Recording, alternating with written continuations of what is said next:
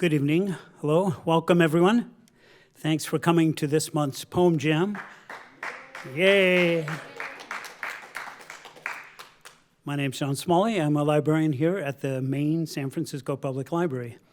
Before we get started, I want to take a moment to acknowledge our community and to let you know about a few programs next month. On behalf of the Public Library, we wish to welcome you to the unceded ancestral homeland of the Ramaytush Ohlone, who are the original inhabitants of the San Francisco Peninsula. As the indigenous stewards of this land, in accordance with their traditions, the Ramaytush have never ceded, lost, nor forgotten their responsibilities as caretakers of this place. As guests, we who reside in their traditional territory recognize that we benefit from living and working on their homeland. We wish to pay our respects by acknowledging the ancestors, elders, and relatives of the Ramaytush community and by affirming their sovereign rights as First Peoples. Next month, April, the library will be sponsoring a number of literary celebrations. October 1924 marked the 100th anniversary of the founding of Surrealism by the French poet André Breton and his poet and painter friends in Paris. So in April, we will have a month of programs, including art history talks, a collage workshop, and 4 surrealist film programs celebrating 100 years of surrealism. And you can see, I have this flyer on the back table with a list of the programs and Magritte's eye on the other side. Also, as I'm sure you're all well aware, next month is National Poetry Month, so we will have 4 or 5 programs in this very room, including 2 facilitated by Kim Shuck on April 10th and 24th. There's also a program with the new Poet Laureate Jenny Lim, together with Nellie Wong and a violinist from the Del Sol Quartet on April 19th. All those programs and more are on the flyer with National Poetry Month events, also on the table to your right. So if anyone's here for the first time, we have the Poem Jam Poetry Reading Series the second Thursday of each month, facilitated by Kim Shuck. So I'm hoping you will come back next month on April 10th to join us. While you are here, if you want to learn more, there's flyers and newsletters on the table, quite a lot today. Also, a limited edition of the Poem Jam pin. So this year's limited edition. Help yourself to that too. Another way you can find out about our programs is by visiting our website, sfpl.org, and checking the events calendar there. So now, without further ado, I want to turn the microphone over to San Francisco's Poet Laureate Emerita Kim Shuck, who is the host of our program. Please give Kim a warm welcome. Thank you.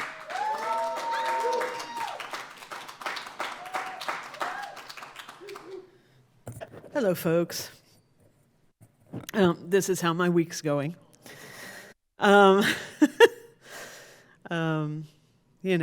Things have been worse. It's not serious, but it's distracting the heck out of me. So I didn't even talk to any of you about the order we were going to do things in. But I think what I'm going to do is explain a little bit. When I titled this, well, I think you probably all get why the word resistance might be making its way into poetic dialogue a little bit more frequently than, it was maybe, a year ago. Things are serious, and there's some nonsense going on, but I was really inspired by last month, all of the events that were like, we don't need to ask for permission to have Black History Month. And you know what? We don't need to ask permission to have Women's History Month either. And I don't even really need an excuse to gather together some women whose work I love to hear. So I'd love to start with you, Jen. Is that good?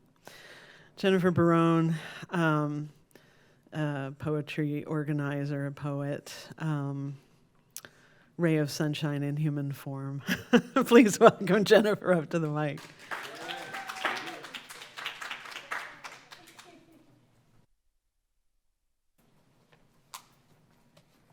Oh, I wish I was more sunshine. I was thinking of the word resistance, and I was feeling like I want to be beautiful existence. Just existing is enough right now, at least for me, and many others.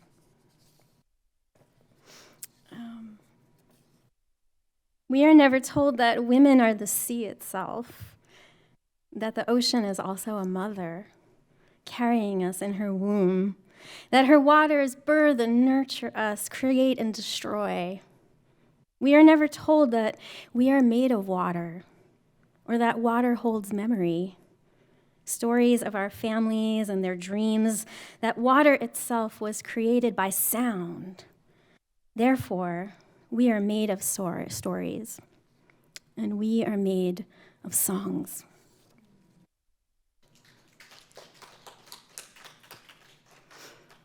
Long ago, we slept in grottos in the stone belly of the earth. The earth was pregnant with our bodies.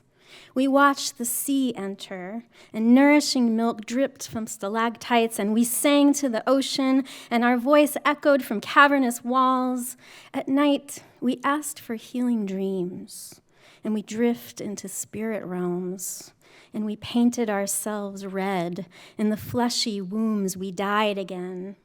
We swam in a warm ocean of stars, unable to know what form we would become. We curled into galaxy whirlpools of a mollusk shell, painted ammonite. A snake spiraled round our feet and whispered secrets only the earth could tell. Poems emerged like seedlings that broke the dark coat of spring.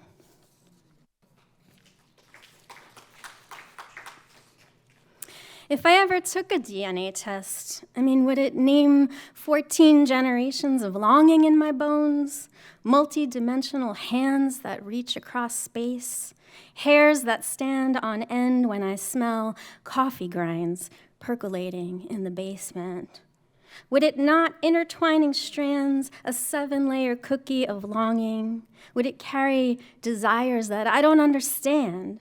A Fibonacci sequence of bones in my hands, that sign language from across the street? Would they decode the imprint of songs sung from balconies, the smell of anise, licorice, and fennel?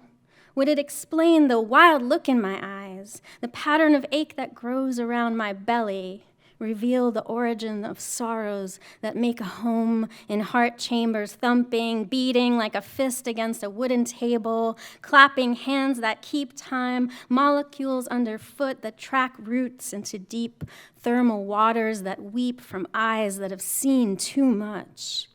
Pumping steam propels a ship. A foghorn announces its passage through ancient waters of red, carves a spiral path into the ocean, cobalt blue, like you've never seen, winding song of my blood.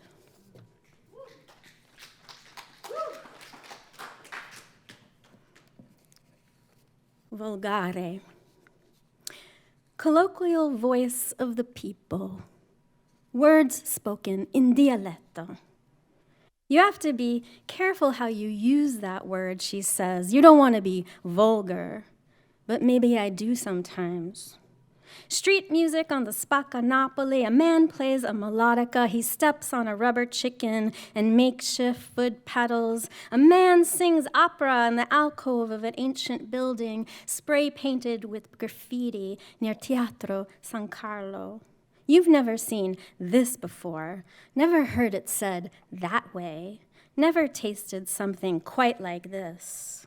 The heart of the people can be a little rough around the edges. Their sense of humor, too, on not-so-quiet street corners and aging corridors and side streets that they tell me not to walk through, but I wander anyway, and the towns they tell me to stay away from, I want to see, and I want to take the train that they say is too dangerous to get there. I want to go where the real people live. I want to eat the foods they love to eat. I want to hear the music they sing and excavate my own heart of longing in the places people want me to forget. Around the sacred sites, ancient and overlooked weeds are still carrying a medicine for me, and the sirens may have a sense of humor because they made this city, and they too are a little scaly and sharp around the tooth and perhaps unapproachable, but adored. Their powers a hidden mystery in buried temples on an ancient peninsula in the ghostly shape of a fin.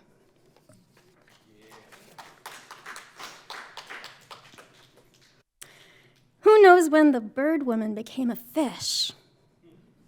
Her song, a mourning cry, accompanies souls to the afterlife.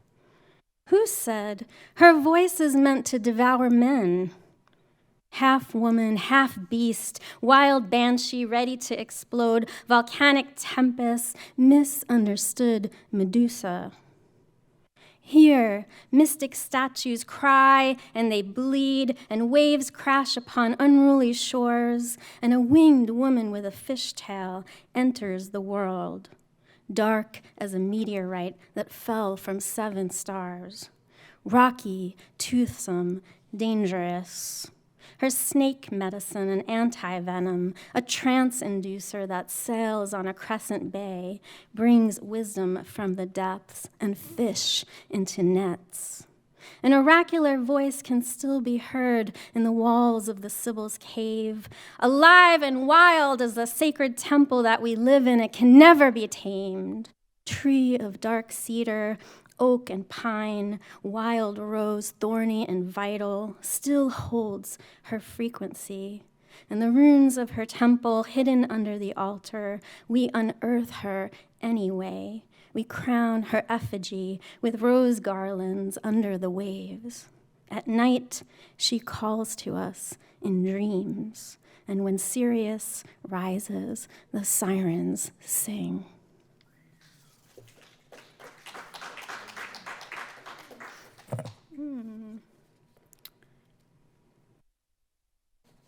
I'm going to read this protection poem.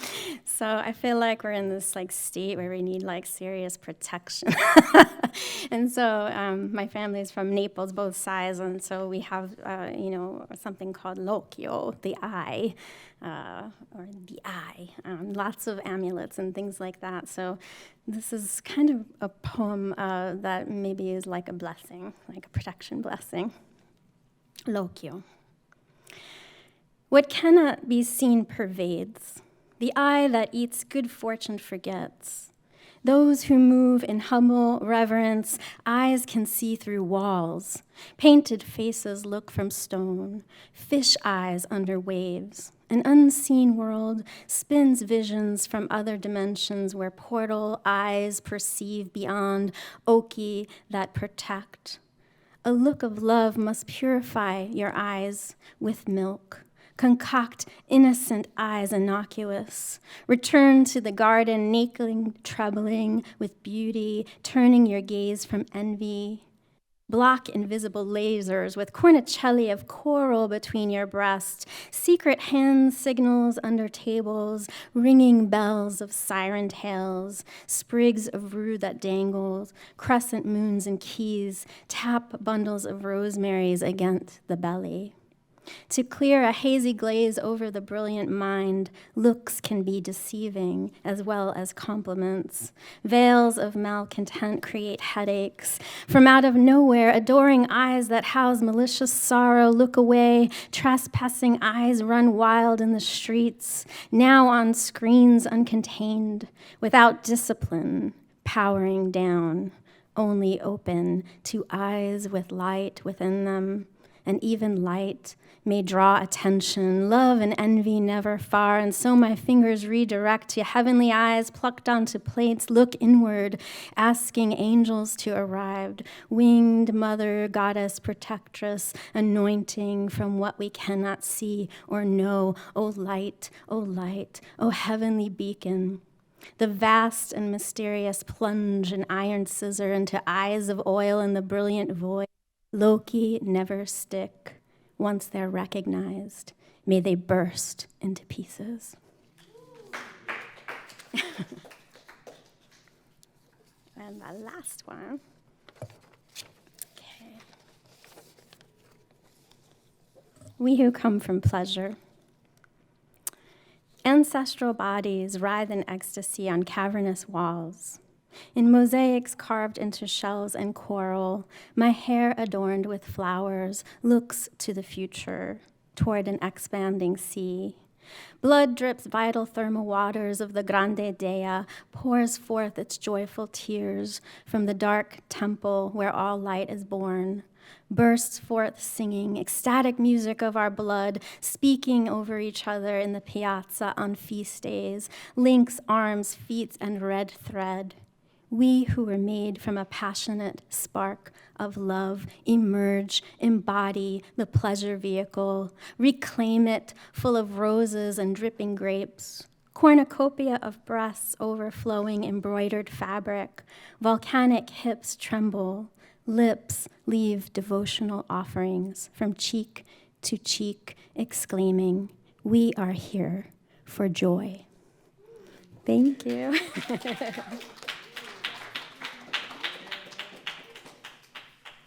So good to hear you. Thank you, thank you. So I think our next poet will be Kelechi Obozo, who I became aware of because of Cassandra Dalit, and I've loved her work since that first time, but also just somebody I wish I saw more frequently. We just live on the wrong side of big water. Please welcome to the microphone, Kelechi Obozo. Thank you so much for the invitation and always creating stages for so many voices. So appreciate you. So Kim had said that she was going to share a poem from an ancestor, and I heard this poem recently by Patricia Lynn Raley, and I just thought it felt right for Women's History Month. So I'm going to open with that poem, and then I'll read my poems. It's called Imagine a Woman. Imagine a woman who believes it is right and good.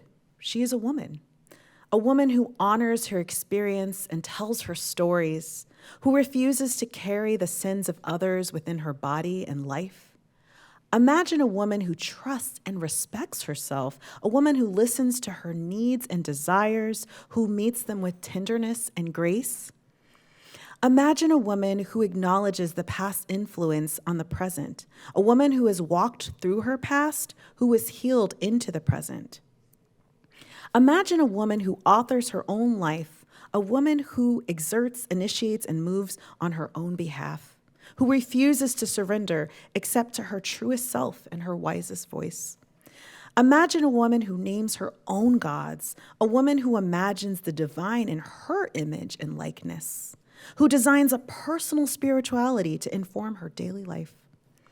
Imagine a woman in love with her own body, a woman who believes her body is enough just as it is, who celebrates its rhythms and cycles as an exquisite resource. Imagine a woman who honors the body of the goddess in her changing body, a woman who celebrates the accumulation of her years and her wisdom, who refuses to use her life energy disguising the changes in her body and life. Imagine a woman who values the women in her life, a woman who sits in circles of women, who is reminded of the truth about herself when she forgets. Imagine yourself as this woman. Patricia Lynn Raley. Thank you so much. All right. We shall overcome. We shall overcome someday. We shall overcome someday, but I need someday to be today.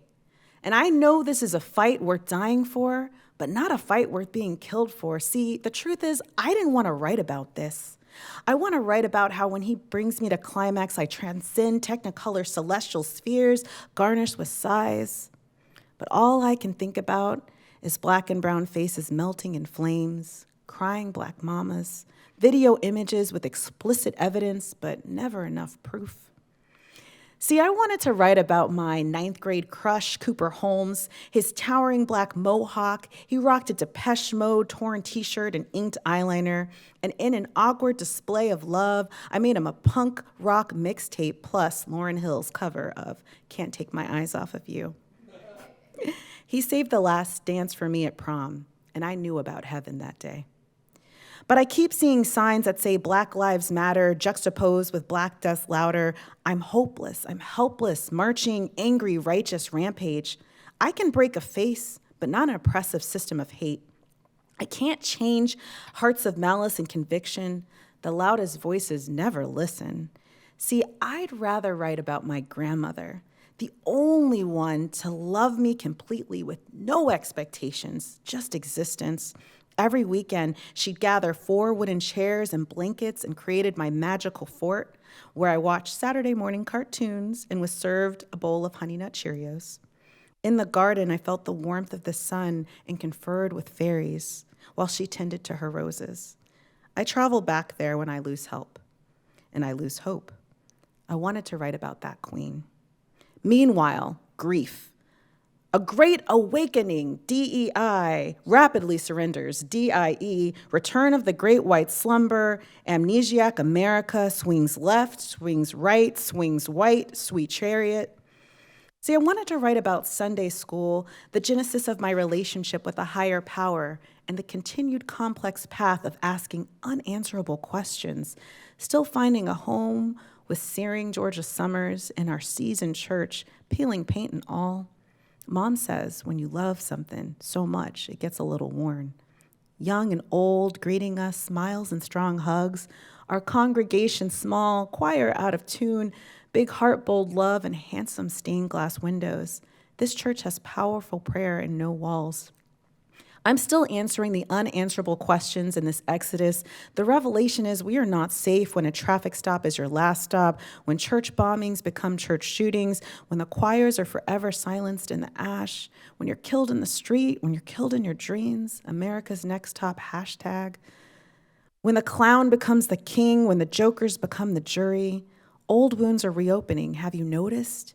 It's 1865, it's 1960, it's 1955, it's 1964, it's 2013, it's 2020, it's 2025. I'm releasing the helplessness that once plagued my heart. So while I wanted to write about all these other things, I can't. We have a choice. We can rebury the wounds or heal them, harness us towards equilibrium and peace. We return to ourselves over and over again, unearth pain and release it, embrace joy. Connection and rest are medicine. We forge a new world. We shall overcome.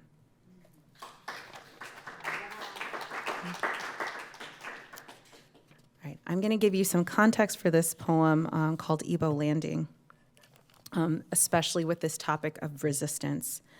So, in 1803, after overpowering their captors off St. Simon's Island, Georgia, a group of Igbo people, these are my ancestors, Nigerian folks, chose death over enslavement, wading into the waters of the Dunbar Creek.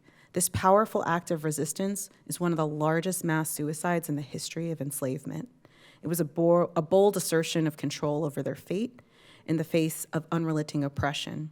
The story of Igbo Landing, rich with symbolism and often steeped in supernatural lore, remains a deeply significant part of the Black American history and folklore. This is my version of that story. Let me tell you the true story of Igbo Landing. Long, long ago, on the coast of West Africa lived the Igbo tribe. The people, vibrant, Black, and beautiful, skilled in battle, connected to the spirit realm, sacred land, lifetimes spent transforming thick tropical forests and coastal swamplands to abundant, brilliant cities. Ancestors and descendants communed, rejoiced, until one day, cold eyes with violent delights, the ghost men arrived. The phantom soulless beings stole the heart of Igbo land, the people, placed them on wandering ships, stripped, branded, and beaten, smelling death and dreaming of relief. The ship swayed, the Igbos prayed. A voice called out from the side of the ship, "The water will bring you back, the water will bring you back, the water will bring you back." Arriving from the West Coast to the East Coast, West Africa to Georgia marshland, the motherland to patriarchy, the Igbos landed. The warriors roared, "Nzobu Nzima, Nzobu Nzimba, Nzobu Nzobu Nzimba, Nzimba, Zuboi Nwoke, Nzimba, Nzobu Nzimba, Inye."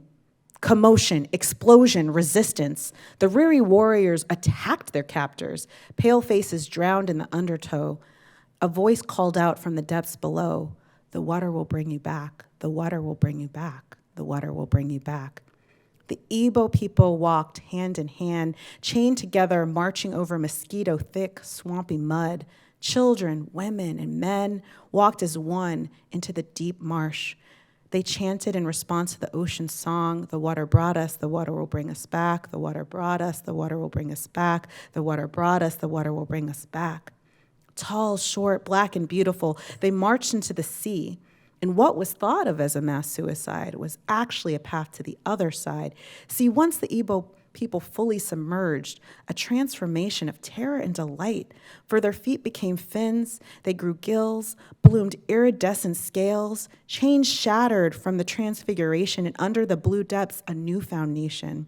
Other stories say they took flight, but sea creatures created a beacon of light, led them out of the swamplands and the darkness of night. In answer to their prayer, a celebration of their fight, a new song of liberation. We are water and we return, protect our descendants, let them learn. The answer to our prayer may be a perfect riddle from the sea. Where do black mermaids come from? The salt from tears of enslaved folks coming home.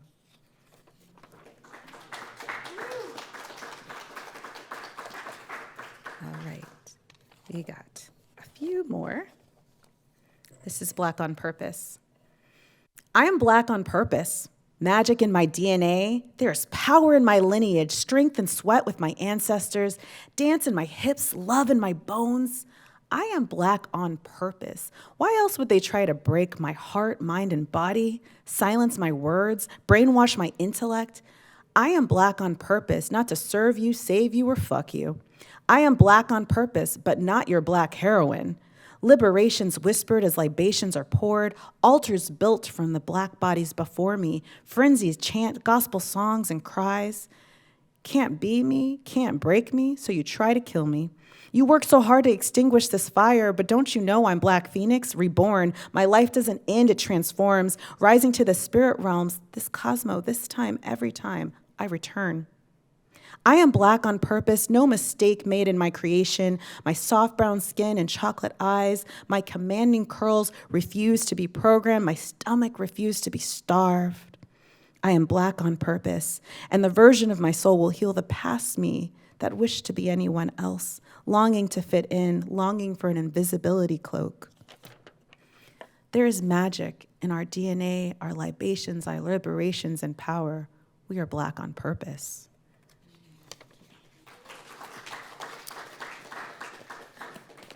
So similar to Jennifer, I wanted to at least have one poem in here that felt more like a blessing. So this is called Soul Mending / Soul Stitching. I once heard that grief is love with no place to go. Sis, what are we gonna do with this longing? Call in your ancestors with your highest intent, because not all ancestors are good ancestors. Ask for guidance, ask for ease, ask for spaciousness. Request a lullaby, a fable, and a sweet memory. Time travel through portals. A dusty boombox will do. Harness the power of melody. Try the medicine of tears. Rest. With eyes of love, look in the mirror and be seen by you.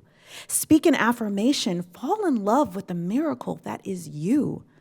Gather sadness, depression, and anger into a room with no walls and ask them, if you could release this pain, what would they dream for you? Write down their responses, understand their needs, and start working on releasing. Call a friend, a coach, a therapist, and a healer, and whoever brings you energy, sees you as whole, and knows you already have the answers can stay. Manifest guides, not saviors. You may feel like breaking, but you are not broken. You are not broken, you break open. This feeling won't last forever, but while it's here, move through, not around. Ask for help, and then let them help you. I'm gonna say that again. Ask for help, and then let them help you. Tell them no, you know who they are. And your labor is not for sale. You are a precious being with finite time. Rest. Create space to fall apart and fall apart. Let yourself be held without holding. Let yourself be seen perfectly unperfect. rest. And like a bird trapped in a building will find its way to sky, you will find your way to sky. There is a universe inside of your tears. Rest, rest, rest. You are breaking, not broken. You are breaking, not broken. You break open. You are unbreakable. Thank you. Woo. And I have one last little poem. Yay! Receive. This is called Better Ancestors. Our world is lit by stars that are no longer with us. In someone else's dream, we are those stars. When we think of our legacy, our work, our art, our passion, and our magic, in our absence, we may be lighting other universes. This leaves us with one question. What kind of ancestor do I want to be? Thank you.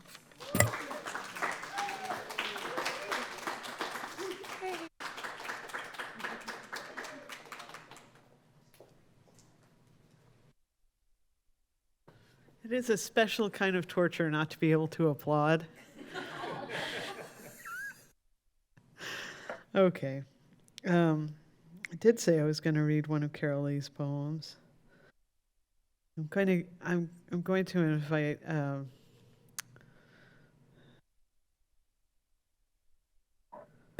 I haven't decided who's going next, so I'm not going to say that. I was going to say something stupid.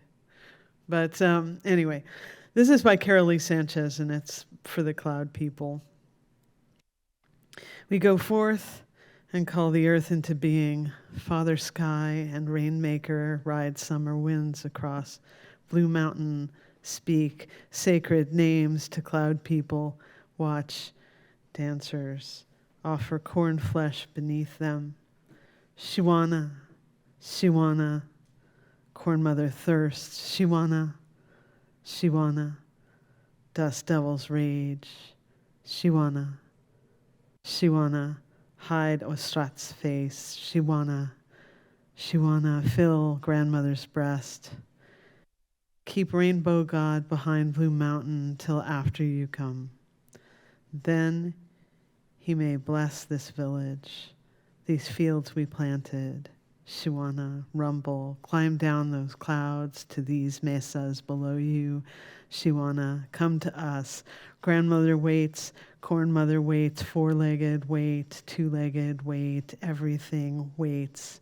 We all await you. Come to us. Come. So, I don't know who else has been eyeballing the forbidden words from this new government. One of them is black. No kidding. One of them is female. You can't say Native American on a governmental website right now. I almost find it useful when they say out loud what they're up to, because then we know where the road flares go, right? But I just have to say, I'm pretty sure over the course of this reading we're going to hit a bunch of the forbidden words, and that was not necessarily the assignment. And that's partially why it's these poets in this time in this place. Can I invite Christine No up here to share? This is a poet that I met at, I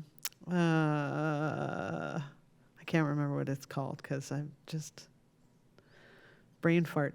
I met at an outdoor reading, and when I met her, she was talking about Paul Gorman Roberts' birthday.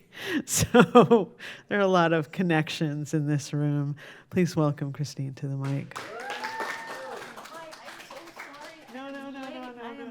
Hi, I'm Christine. Thank you so much for having me.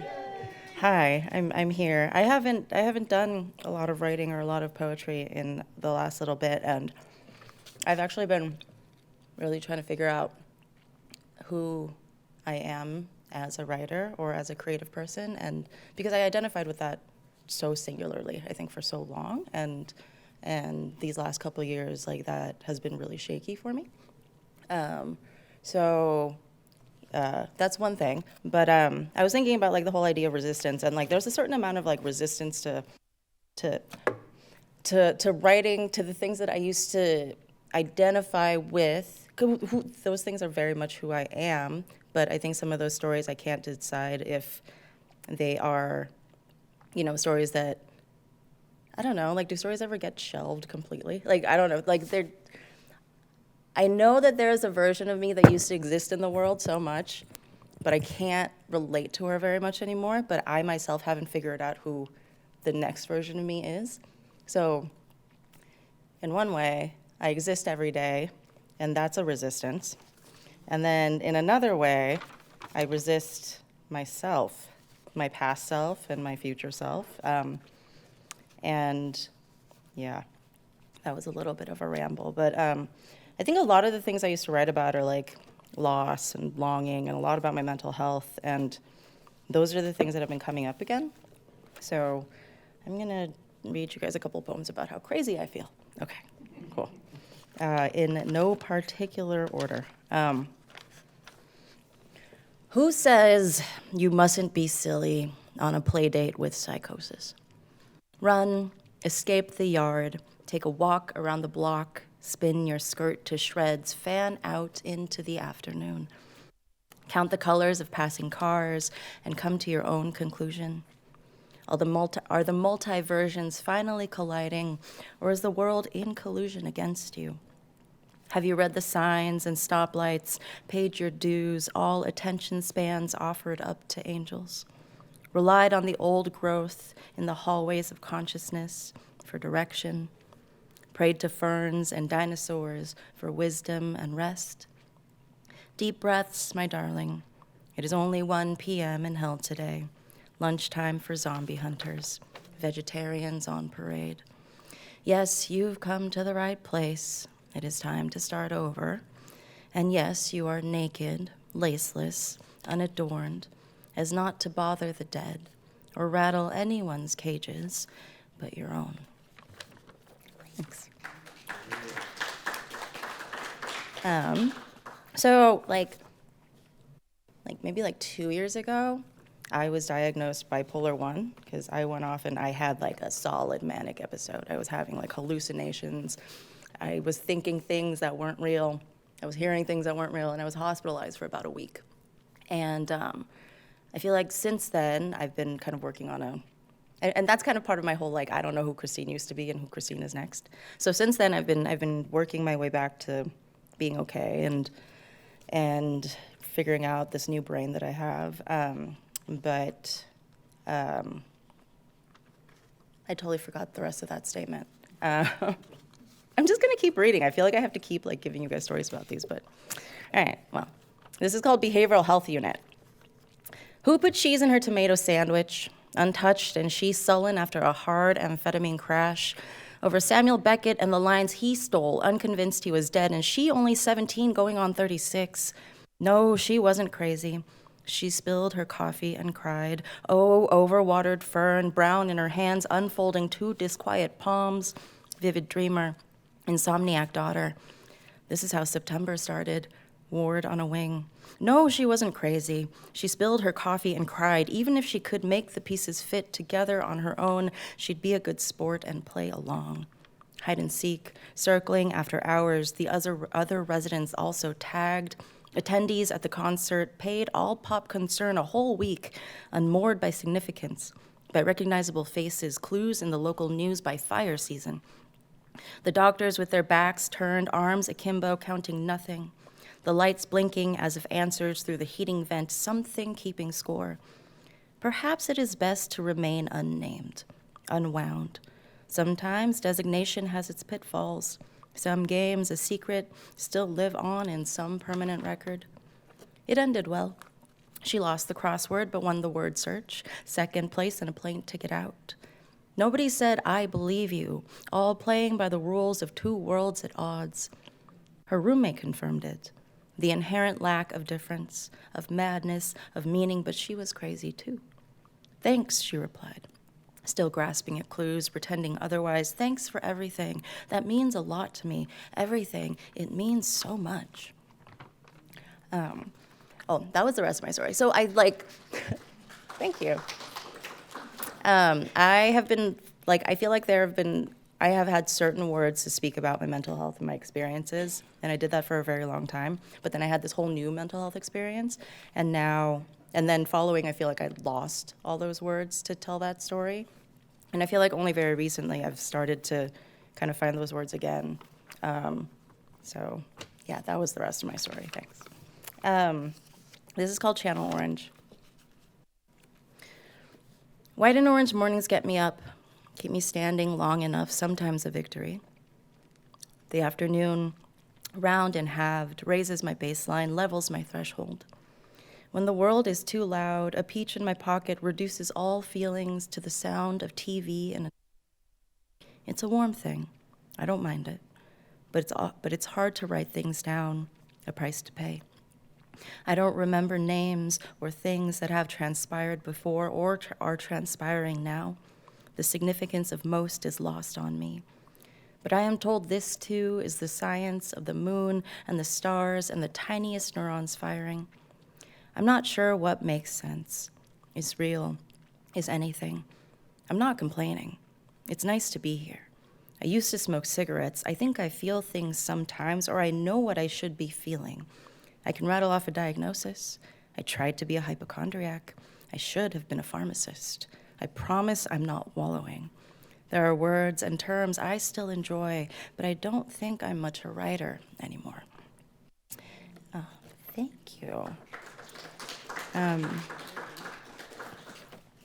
And let's see, I'm going to read a couple from my book, which my book also came out like a month after I had this manic episode. So that was like a whole, like I had this thing and my brain stopped working, and then I had this book of all these poems that kind of chronicle a different life and a different Christine with different feelings.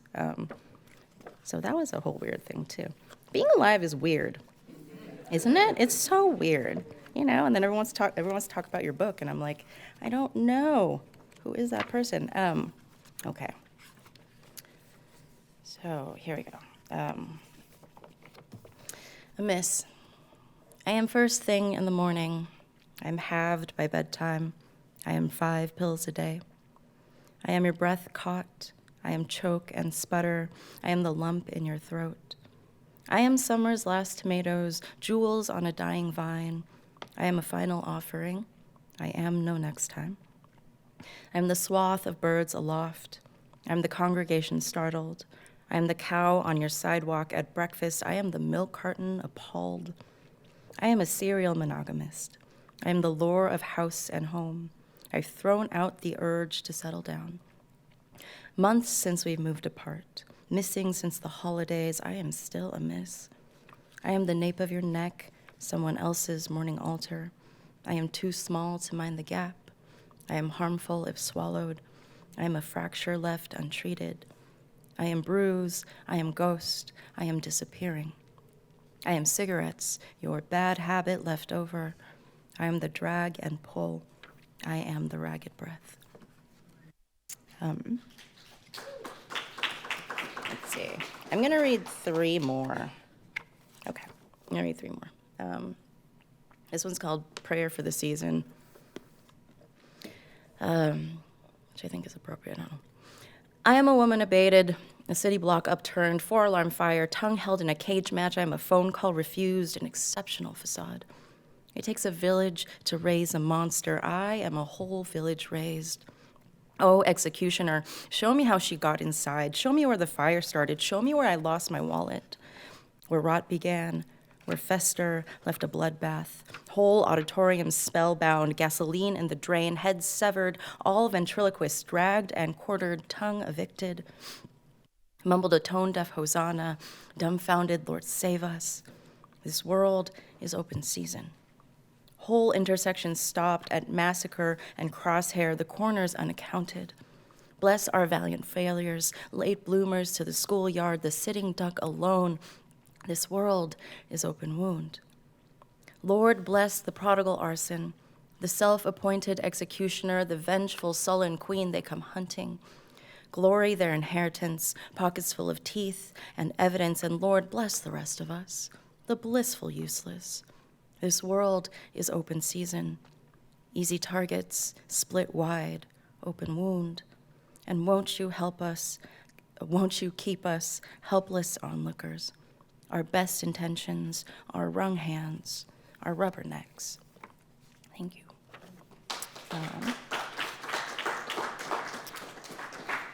And let's see.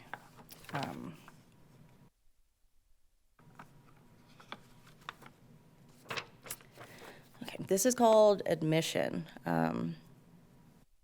This is called Admission. 1, I've hardly opened my mouth. I don't share my name in case I'm made laughingstock. I don't name things in case I lose my wallet. I was turned off. I don't feel right. I am told otherwise. I find confusion triggering. I admit I've tried to snap. Tried to kick a girl into gear, rode hard for the break and failed. Shows over, how starved, how stretched, how thin-skinned, raw, and dying to know better. I'll admit naming my guilty pleasures gets me off for 1, outsmarting yourself. Congratulations, you've been double-blinded, foiled again. I've planned a lunch date with my corrosions next weekend. It smells like pennies and lemon verbena in here. I'd pin myself in a lineup immediately. Which one of you is to blame for all of it this time? 2, I've developed a taste for the difficult. Born inauspicious, mother dreamt the world a girl, skin knees, a sheep's head crowning a wolf's mouth. Daughter raised for meat. Sold heart first to a confidence man, 6 months in a bedroom, 4 in asylum, last February, etc. Honestly, how uncomfortable must one be to be valuable and rare in this town? Paid any mind? Attention, another dramatic gesture ends in wild encore, another public whimper. 3, a piano from 12 stories up may be comedy given where it lands, or tragedy given the note. Have I misinterpreted myself again? Have I missed my chance? These once idle hands have been busy keeping the doldrums at bay, chopping it up for birds between short circuits of flight. Last night, my mother rearranged the world again. Awoke a meteor hurtling, a frantic wolf pack, she said, of bees, the whole dead swarm. Packed and torched my suitcase, warned against skyscrapers, called them open doors to the end. I've built a bunker for 1. Am I making any sense? I didn't mean to erupt like this at all. I still don't know what I'm doing, but I am trying. I am trying to understand how I got here, how I ended up. Thank you.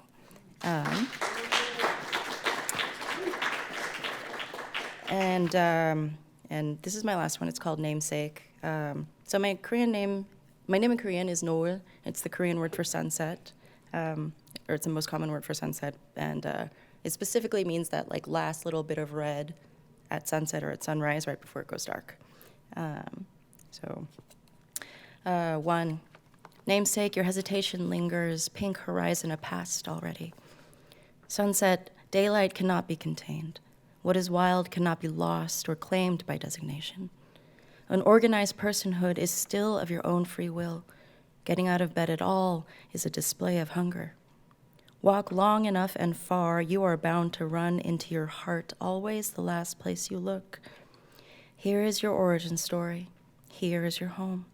Here, your 2 small hands to hold back an ocean, still the storm to cry out, namesake, your father is gone. Endlessly moving west. Move on.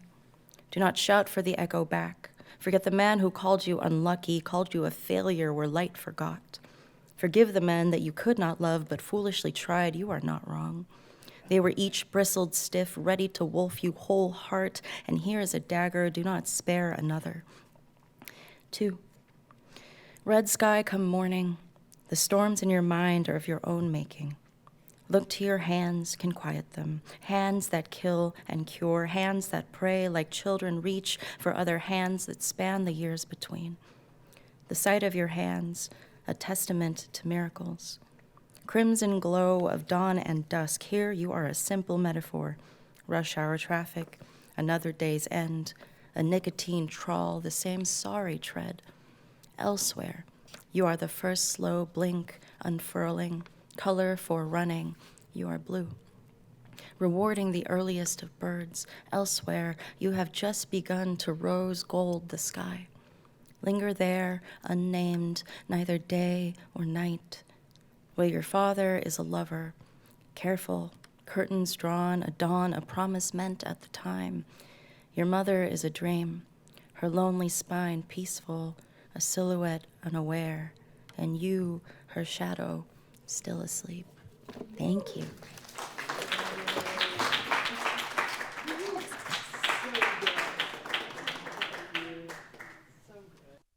I have no idea how difficult it's been to get that one to come read at things in the last couple of years. I understand why, but now we can look it up and listen to that one. Our next reader is on my top wish list for people to be on my team during the zombie apocalypse. I love her madly. Please come on up, Cassandra. Cassandra Dalit, everyone.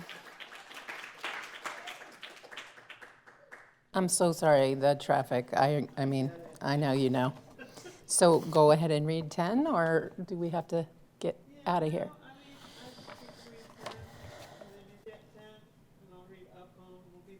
Okay. All right. I'm not going to read the one by somebody else. I was going to. Going to read from an old book called The Water Wars. Wet Dreams. So I saw Mad Max with its pale, slim cast. Speaking of cast, I was just watching where thousands of Indian people carrying bowls, buckets, and bottles were waiting for a water truck because they have no water. Running, pushing, reaching to put a dirty hose into a truck and fill their containers with water for drinking, bathing, washing, an entire family. They were brown people like most of the people on the planet we live. But not Planet Hollywood, because on that planet, only the white survive. One white man owns all the water, and this part is believable, because I'm pretty sure that is the game plan in California.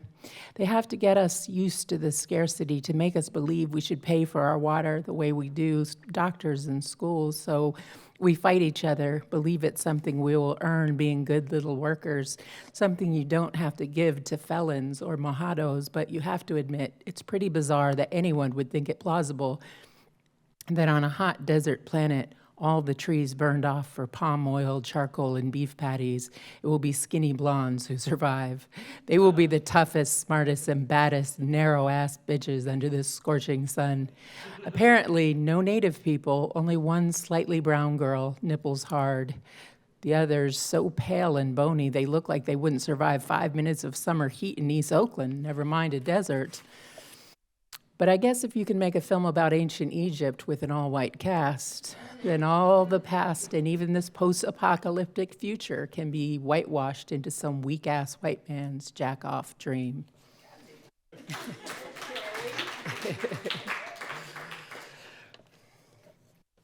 Life in song.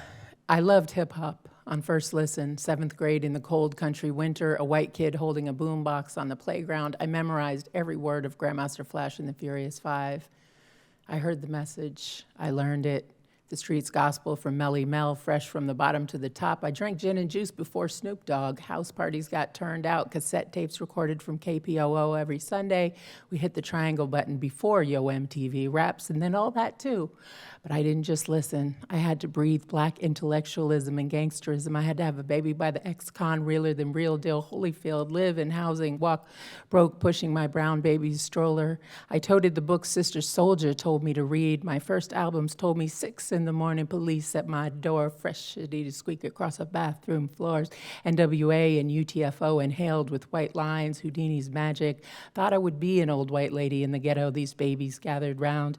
I can cook, and I had to, because it was in the music I ran to. There was history, fried chicken, and grits that I didn't have. I grew up on borrowed time, a culture of someone else. Mom, you loved bluegrass. Found it a barefoot teenager in the folk clubs of legend, so beatnik, the music sang in your veins. Hungry, you learned to strum guitar. You didn't just sing it, you lived it.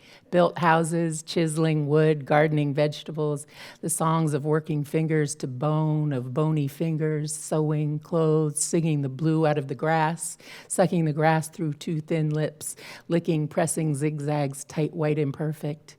Fingers flat on the strings, heartbreak ringing into green valleys, blue-collar collar, shoulder blades pushing ever skyward like cathedral rooftops. Maybe it's the Irish in us, but some part of the pale mishmash we pass as. We sing for flight, we sing for home, to feel. We live inside music, shape our very selves to the sound, our whole lives to the pitch. It is our identity.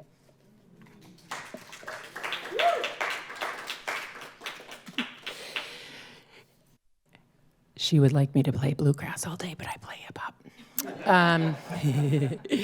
The 500 megaton bomb in the room. We wake to piss in the toilet. We don't flush in a vain attempt. We want water for food, for life. We know the corporations will curb nothing, will pump us dry, make us pay, drill chemicals into our ground, drain the oldest water on the planet, bottle and sell our dwindling streams. But we don't flush. We rush around, squeezing ourselves through the condo building, the constant closings, the evictions, the conversions. When I was little, I watched Superman at the drive-in, pondered Lex Luthor in the glorious breasts of Valerie Perrine, planning to blow California off the map, to get rich off beachside property left behind. It's happening now. Yeah.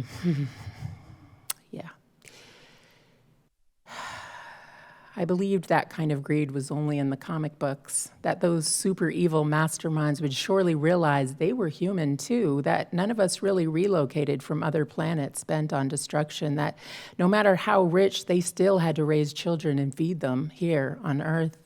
I've learned little in my years on this planet, and the villainous archetype may be the only true thing, the only believable story coming out of Hollywood. The dystopian nightmare, safe capsules built on Mars, drinking our piss, water impotable, our food some bland pellets, farmland dust bowl long blown away. It won't be zombies we're fighting, it will be each other.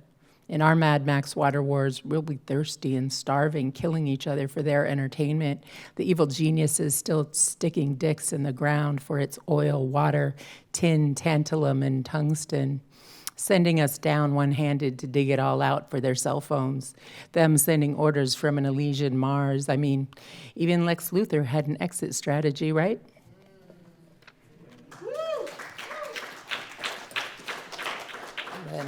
I'll just leave you with one from Collapse and we'll call it a day. Hangover 11/9/16. Woke up to blinding sunshine. Robot stumbled to French press. Not a nightmare. Reality show elected.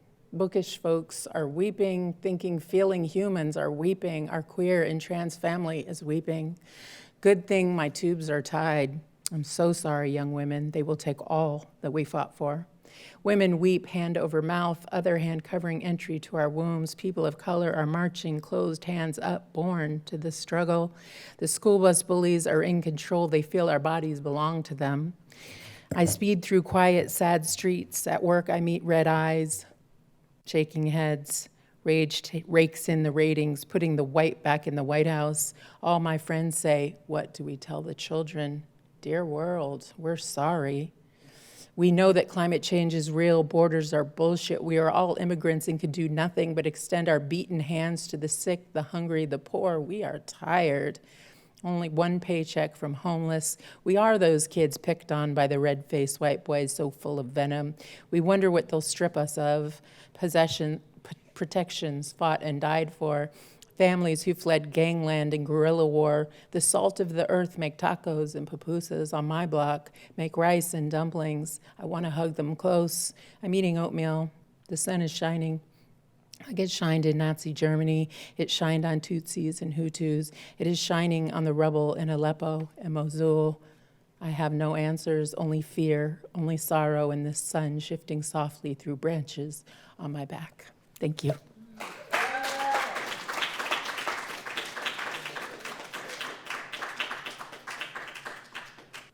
And now, people, our next reader is Eileen Casanetto, who is the Poet Laureate Emerita of San Mateo County and an organizer who's been using her platform to speak about climate change, about, catastrophic events. And I just also love her very much. We laugh so much when we're in a car together.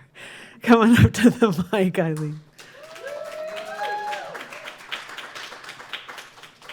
Thank you, Kim, for gathering us tonight. So 7 years ago, I was working at the Japanese consulate here in San Francisco, and we got an invite to do a walk-on part in Man in the High Castle. It's this Amazon series, I think you know it, about a parallel universe where the Axis powers won. So several weeks before filming, we had to do a costume fitting in Treasure Island. It was my first time there, and the whole experience was very eerie and surreal with all the abandoned buildings and the island's history. So I wrote a poem about it. Here goes. To Treasure Island for a wardrobe fitting before the funeral cortege in season 4 of Man in the High Castle. I had no lines, but got along with the costume designer who dressed me as an officer's wife and decided I should wear the vintage black tulle and satin whimsy hat, perhaps to make up for the black pumps that were not designed for comfort. And since I was a background actor in an alternate history, what was the harm in unlearning who won which war, as long as my grandmother didn't turn in her grave, because I don't think she ever got over what she had to do in the years before liberation. Looking in the mirror in a retro skirt suit, I thought I saw a ghost, but it is 2018 in the real world. And Treasure Island is a boneyard, a place for old longings where the only ghosts are long gone lady beetles and irradiated moths. Steel shipping containers sit atop the bones of a walled city, and there's a white retriever with a 6-pound lump on his belly, and the sight of him I know will forever haunt me. Here we are, where the World's Fair was, and I wonder what we were before we were this. Quarried rock that bloomed into something more radioactive. Before we could walk towards something terrible or divine in the last hour before sunset and after many resets, pretend mourners behind the opulent palanquin in our retro modern black skirt suits and veiled black hats and the almost unbearable classic black shoes. We had a wardrobe fitting, took off our clothes and looked in the mirror, saw an island rising or a murmuration, starlings gathering into something terrible or something divine. So I'm going to read one more poem. Thank you. I wrote this poem 6 years ago. It juxtaposes present-day stories of migration with the founding principles which built our nation. There are no kings in America. We are not that kind of country.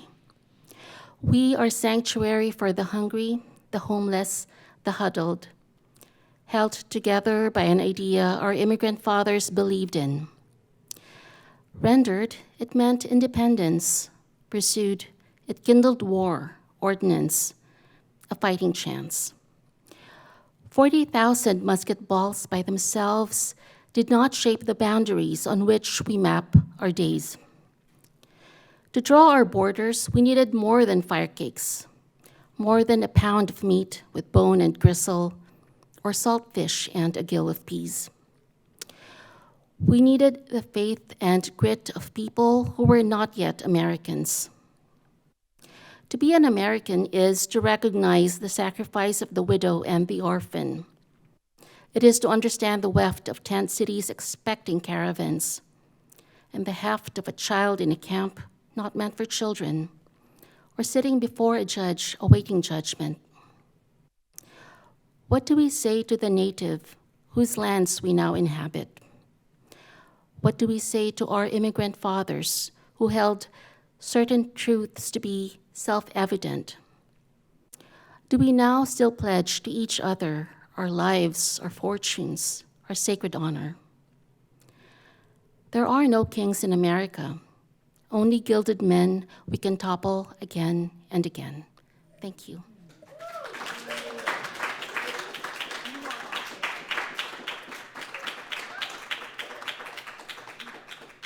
So somebody was asking me the other day, what's the trick of putting together a poetry reading? And it's basically only invite people that you just need to hear in order to take your next breath. Thank you, guys. I'm going to share one. View through a series of warped lenses. How could we know each other from this? Define the disaster, the anti-star, and how could you navigate without them? A fifth of Dublin taken out by a windstorm. How do you find your street without landmarks? The fires in Los Angeles. Would you recognize your house from one standing wall, your loved one from part of a fingerprint tucked in among the list of war and tragedy? Someone was watching the sky. Someone was losing gravity in a hot air balloon. Seeds were waiting. Trees older than the printing press were breathing in that long way that they have. And even though we have to keep a weather eye out as some things combust and other things are made into threat, it's important to visit the acts of unimaginable trust and wonder. Thank you for being here with me tonight. Thank you to John, who facilitates this. Thank you to Mike and Kenny, who record us. Thank you to the incredible lineup of poets who showed up to listen. I think it's pretty much all poets in the room tonight, and I really appreciate you being here. Take care. See you soon.